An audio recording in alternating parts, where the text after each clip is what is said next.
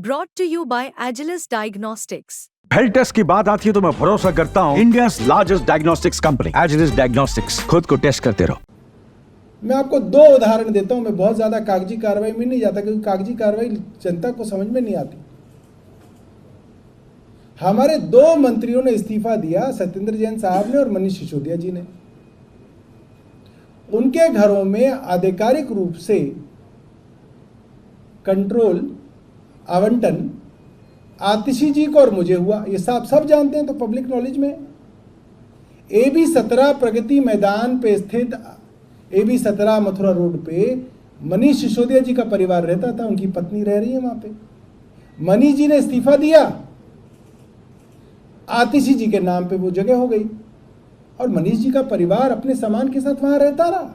तो सबको पता है बात।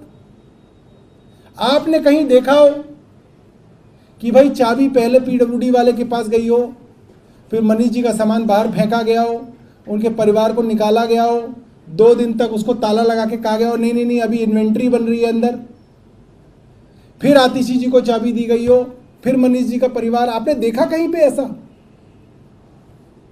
जिस दिन मनीष जी ने इस्तीफा दिया अगले दिन से आतिशी जी के पास वो आवंटन हो गया और उनका भी परिवार रहता चला आ रहा है। सत्येंद्र जैन जी का जो बंगला था सिविल लाइंस पे, सब लोग जानते हैं।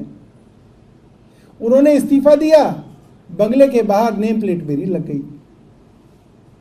अरे भाई, किसी का पति, वो हमारे कुलीग हैं सत्येंद्र जैन साहब, वो जेल में चले गए, तो हम इतने निर्दयी कोई ना हो सकते कि हम उनके पत्नी बच्चों को बाहर ही निकाल देंगे।